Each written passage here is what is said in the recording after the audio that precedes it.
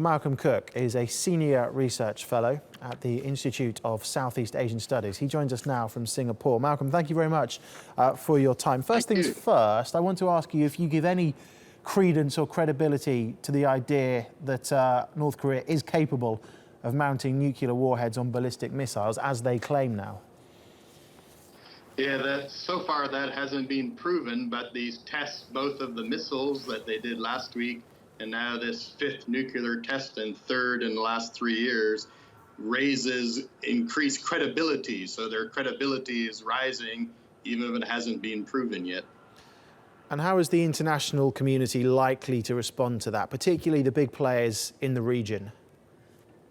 I don't think the responses will change because the United States, Japan, and South Korea already pretty much have full spectrum sanctions against North Korea, and China, despite being very angry about the nuclear test, probably won't change its position of not putting too much pressure on Pyongyang because they're worried about regime collapse and the chaos that would happen. So I think North Korea will get away with this without too much extra cost.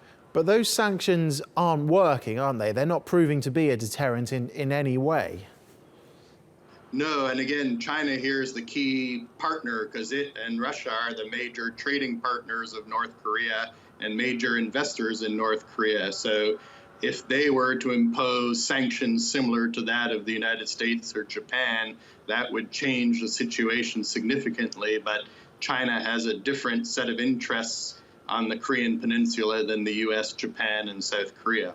Do you see any evidence that China's patience is wearing slightly thin with Pyongyang?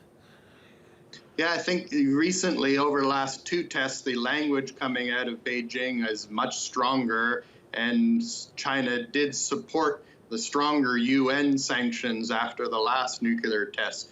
But that also probably shows that China's influence on the Kim Jong-un regime, as China itself says, is not that strong, and North Korea will do things despite what China wants them to do. So ultimately, what is North Korea's aim here? What statement are they trying to make? I think they're trying to do what nuclear weapons do, give you an advantage against much more powerful neighbors and pose an ability to threaten them with something they don't want to test. So North Korea has been developing nuclear weapons for the last 30 years, and they obviously think it's a winning strategy, and so far it's hard to tell them that that's not the case. Okay, Malcolm Cook, thank you very much for your time. Thank you for talking to us.